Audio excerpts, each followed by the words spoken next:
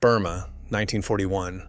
A squadron of American volunteer pilots takes off in fighters painted with snarling shark teeth, a symbol that will become one of the most famous images of the Second World War. History remembers this paint scheme as an American invention, born in the cockpits of the Flying Tigers. History is wrong.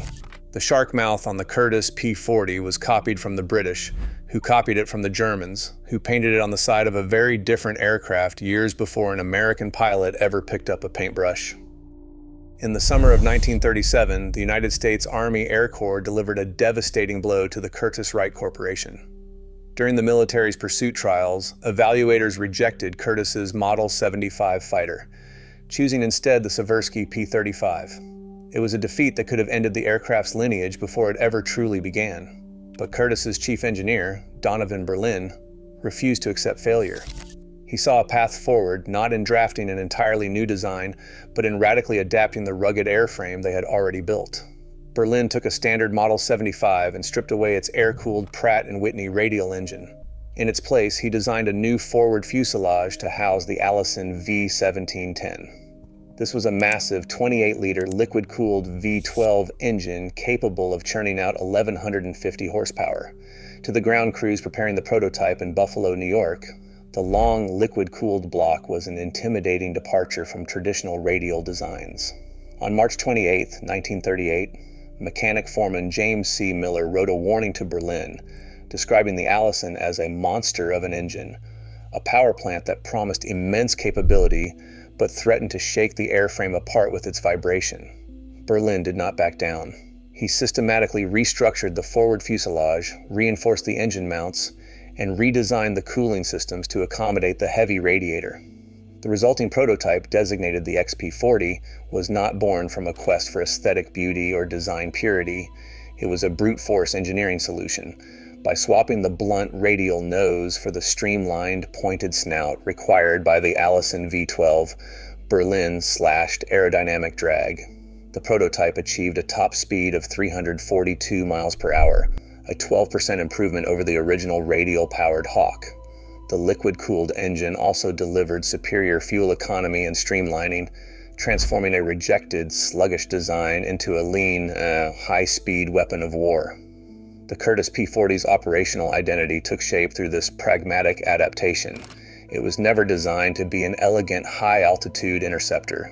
Instead, it was engineered as a tough, easily maintained, and highly survivable workhorse. Its creation was a direct response to a military rejection, proving that wartime capability could be built from raw engine power, streamlined engineering, and sheer practical determination. On October 14, 1938, the theoretical calculations on Donovan Berlin's drafting table faced their ultimate test. At the Curtiss Wright factory in Buffalo, New York, ground crews wheeled the prototype XP-40, carrying serial number 3810, out onto the concrete. Under its long, streamlined snout sat the heavy Allison V12, liquid-cooled and ready. Test pilot Edward Elliott climbed into the cockpit, strapped into the narrow seat, and fired up the engine. The massive power plant, which mechanics had warned was a vibration-heavy monster, roared to life. Elliott taxied to the runway, pushed the throttle forward, and took off into the skies over western New York. The flight proved the concept was viable. The XP-40 did not climb with the graceful, effortless agility of its European contemporaries, nor was it designed to. Instead, it pulled itself through the air with a heavy, brute force momentum. It was an engineering compromise, a rugged airframe designed for a radial engine, rapidly modified to hold a heavy inline power plant. Yet, as Elliott put the prototype through its paces, the aircraft proved remarkably stable and fast. Subsequent wind tunnel testing at NACA's Langley Field confirmed what Elliott felt at the controls. Berlin's design was not elegant, but it was functional, tough, and immediately viable. This successful maiden flight transformed a desperate engineering gamble into a concrete military option. At a time when European skies were darkening with the threat of war, the United States Army Air Corps desperately needed a fighter that could be built now. They did not have the luxury of waiting years for an aerodynamically perfect design. The XP-40 was real, it was flying, and it was ready. The successful test in Buffalo set up a critical decision, forcing military evaluators to choose between theoretical perfection and immediate, rugged reality. In April 1939, the United States Army Air Corps bypassed theoretical paper designs to authorize immediate high-volume production. They placed an order for 524 P-40 fighters. This single, massive contract was the largest fighter procurement the military had awarded since the First World War, drawing direct comparisons to the historic SPAAD production runs of 1918. The scale of this commitment stood in sharp contrast to the cautious, small-scale military budgets of the interwar years. Only 2 years earlier, evaluators had rejected Curtiss's Model 75 design outright. Now the Army chose to build its entire frontline air defense around its direct, liquid-cooled descendant. The Air Corps prioritized immediate practical availability over aerodynamic perfection, selecting a fighter that was ready for the assembly line today rather than a superior design years in the future. This procurement transformed a brute force proof of concept into the primary American wartime standard. While advanced designs like the twin-engine XP-38 and the innovative XP-39 remained confined to experimental hangars or drawing boards, the P-40 entered the factory floor as a reality. Curtiss-Wright quickly reorganized its Buffalo, New York factory to meet this unprecedented industrial demand. The era of handcrafted, low-volume fighters was officially over. By committing to this heavy, liquid-cooled monoplane, the United States military established a rugged, hard-hitting workhorse as the backbone of its tactical air power, ready to face the looming storm of global conflict. As these fighters rolled out of the Buffalo factory, they entered a rapidly fracturing global arena, taking on different identities depending on where they landed. The United States Army Air Forces officially settled on the name Warhawk for the entire family of aircraft. But when the monoplane crossed oceans to join Allied partners, its identity split. For the British Commonwealth and Soviet Air Forces, early variants, specifically the P-40B and P-40C models, became known as the Tomahawk. When more powerful versions like the P-40E and P-40N emerged with upgraded Allison engines and a heavier armament, these foreign operators rebranded the fighter as the Kitty Hawk. This naming split marked the rapid absorption of a single American design into diverse national systems before the war was fully underway. The British and Soviet militaries integrated these planes directly into their existing organizations, applying their own operational standards to the American-built airframes. While American crews flew the Warhawk, Royal Air Force pilots in North Africa prepped their Tomahawks for desert operations, and Soviet pilots on the Eastern Front adapted the very same airframe to survive sub-zero winters. Each name represented a distinct theater of war, a unique supply chain, and a different set of tactical demands. The single fighter built in New York became a multinational asset. By carrying 3 distinct names into battle, the aircraft proved its immediate practical adaptability, transforming from a domestic defense project into a global weapon of Allied survival. Ask almost anyone to picture the Curtiss P-40, and they will immediately conjure the snarling shark mouth nose art. It is a visual permanently fused to the legend of the American volunteer group, the Flying Tigers, who flew daring missions over the jungles of Burma and China. Popular culture credits these American volunteers with inventing the fierce design to terrorize Japanese forces. But that belief is entirely wrong. The Flying Tigers did not create the shark mouth, they copied it. In truth, the emblem most people associate with American pilots was already flying on a German fighter years before those Americans ever saw it. The actual design emerged in the Luftwaffe during the opening years of the European conflict. Long before American pilots painted their first Curtiss fighters, the twin-engine Messerschmitt Bf 110 heavy fighters of Tiddu Gruppe, Zerstörergeschwader 76, were already flying with the exact same grimace. Known as the Haifischgruppe, these German crews used the design for tactical intimidation during the Battle of Britain and operations over Norway. Official German war diaries preserve the exact moment the design became official.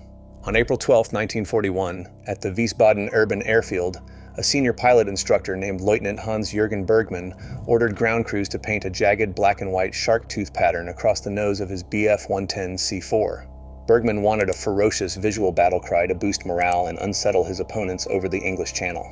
Within days, the rest of his squadron followed suit, covering their machines in the aggressive paint. Archival photographs, including Bundesarchiv file Bild 101I382-0211-011, preserve these stark black teeth set against white nose cones. It was a cold, calculated German tactic. The Americans had nothing to do with it. Wartime media quickly carried images of these decorated German fighters across the channel. In the summer of 1941, the pilots and ground crews of Royal Air Force No. 112 Squadron, stationed in the harsh desert heat of Mersa Matruh, opened copies of British publications like the Daily Mail and the Illustrated London News. Inside, they found stark photographs displaying the aggressive, toothy grin painted onto captured Messerschmitt Bf-110s. The German attempt at tactical intimidation backfired, sparking creative inspiration among the Allied airmen. On July 15, 1941, squadron leader Peter Cox officially ordered his ground crews to adapt the enemy design for their newly arrived Curtiss Tomahawks.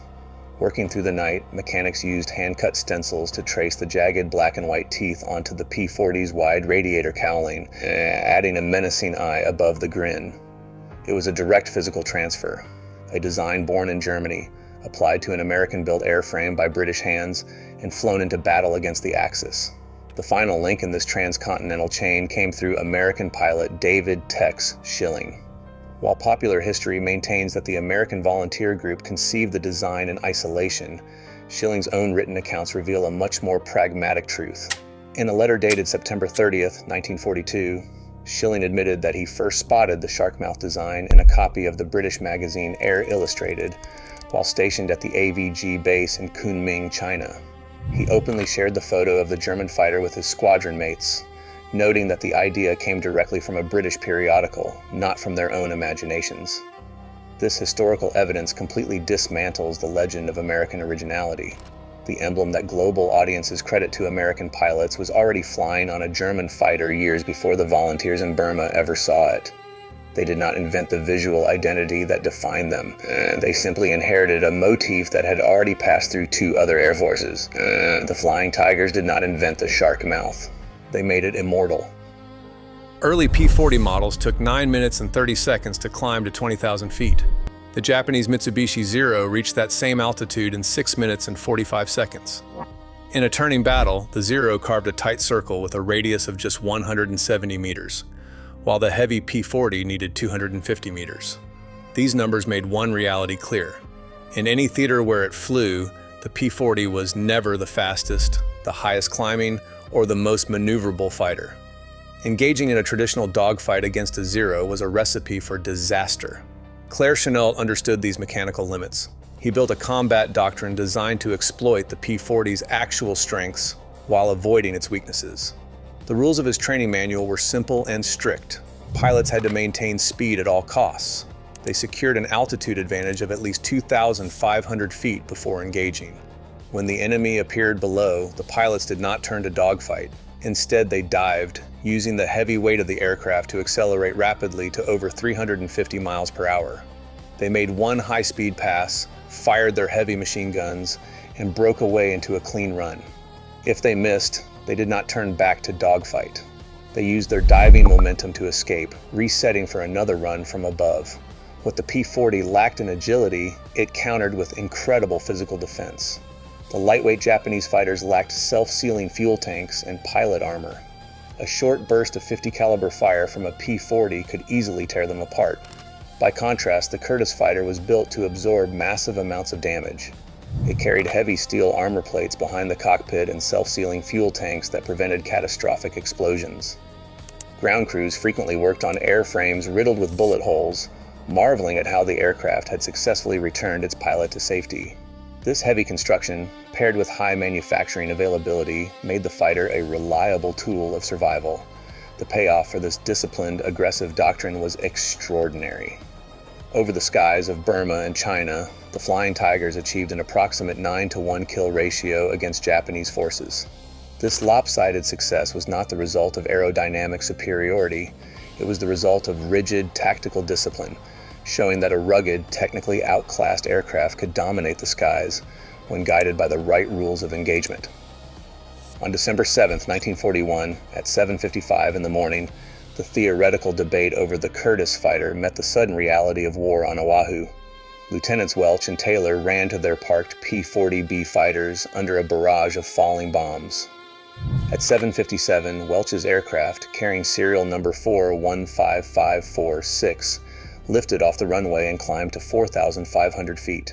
2 minutes later, he made visual contact with a Japanese fighter, firing a .50 caliber burst that sent the enemy aircraft down. At 8 and 2 minutes, Taylor's machine, serial number 415547, roared into the sky after a hasty refueling on the grass. He immediately engaged a twin-engine bomber, striking its port engine and forcing it out of formation. Both fighters returned to the field with shredded metal, bullet-riddled wings, and overheated engines from the high power climb. Yet both pilots walked away unharmed. They received credit for the first American fighter victories of the war, proving the heavy airframe could fight and survive under fire. Just 1 day later, in the skies over the Philippines, another pilot cemented the machine's combat legacy. Lieutenant Boyd Wagner, flying a P-40 with his pursuit group, encountered a series of intense dogfights. Between December 8th and December 19th, Wagner systematically downed 6 Japanese aircraft across the islands, from Luzon and Bataan to Corregidor. He used the heavy fighter's high speed in a dive to strike quickly, firing his .50 caliber machine guns before escaping the tight turn radius of his opponents. On December 10th, he made a head-on pass against an enemy bomber. On December 12th, he used a high-speed dive to destroy an agile fighter over Mindoro. On December 14th, he struck an enemy runway at low level, and on December 19th, he scored his 6th victory. With these victories, Wagner became the first American ace of the Second World War. These twin episodes gave the airplane a human combat record that matched its hard-used reputation.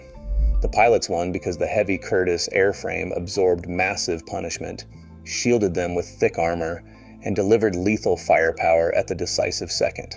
In the crucible of early war, this adapted design proved its worth as a weapon of survival. While advanced fighters struggled to survive the unforgiving conditions of global conflict, the P-40 thrived on the absolute margins of the civilized world. In the scorching expanse of North Africa, British and Commonwealth pilots flew the fighter from primitive windswept desert airstrips where abrasive sand stripped paint and choked delicate piston rings.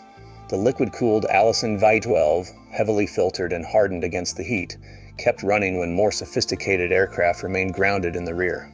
Thousands of miles away, in the dense, rain-soaked canopies of New Guinea, the very same airframe operated under entirely opposite environmental extremes. Here, the P-40 became a rugged jungle warplane, taking off from muddy, hand-cleared clearings and surviving the relentless humidity that rotted the structures of wood and fabric competitors. In the sky, it lacked the climbing agility of the Japanese fighters it faced, but its heavy metal fuselage survived the brutal impact of tree branches, hard-forced landings, and anti-aircraft shrapnel.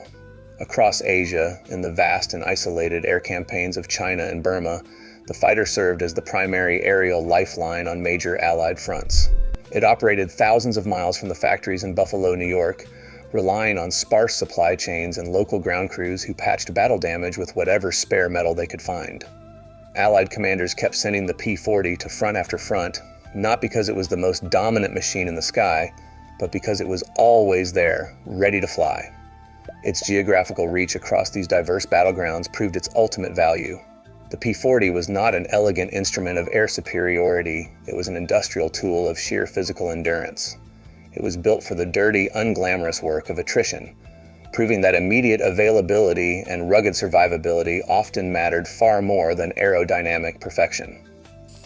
Out of the 13,738 P-40s built during the war, more than 2,000 went directly to the Soviet Union under the Lend-Lease program.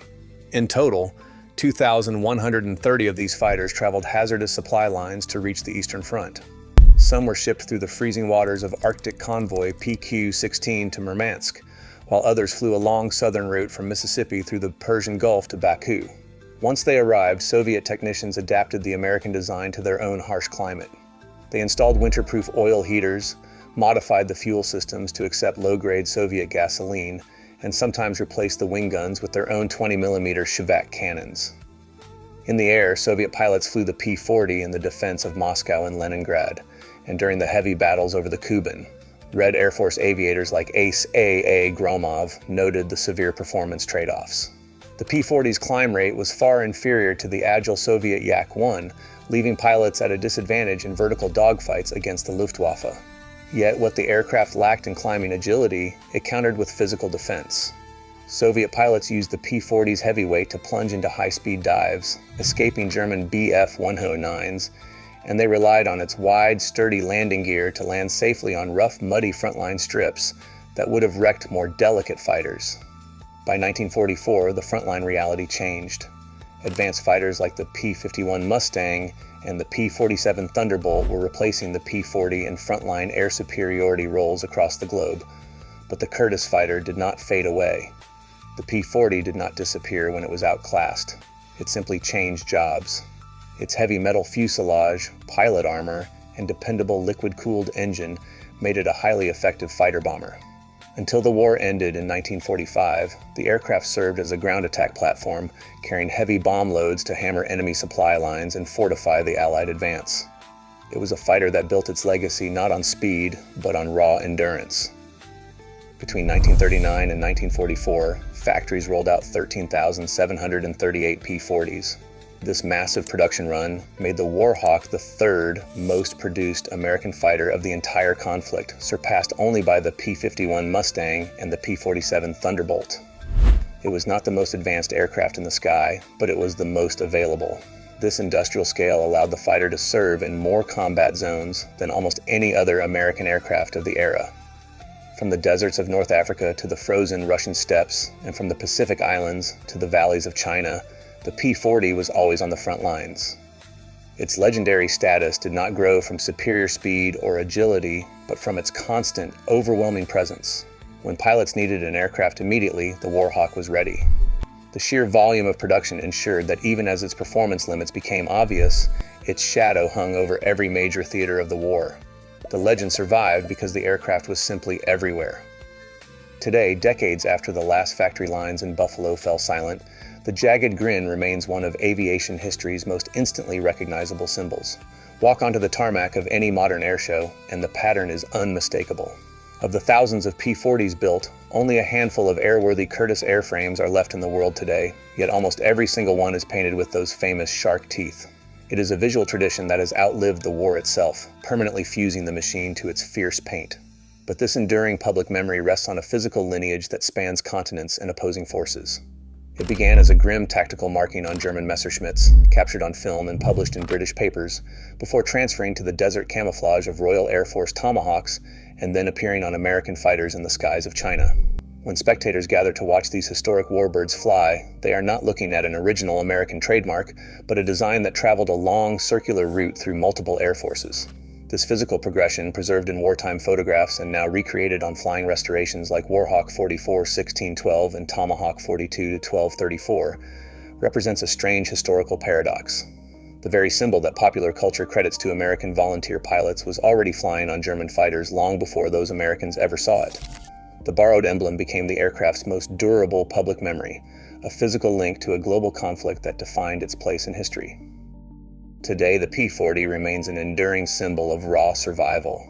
We still project our desire for original heroism onto its snarling silhouette, overlooking the messy, borrowed path of its creation. But history is rarely pure.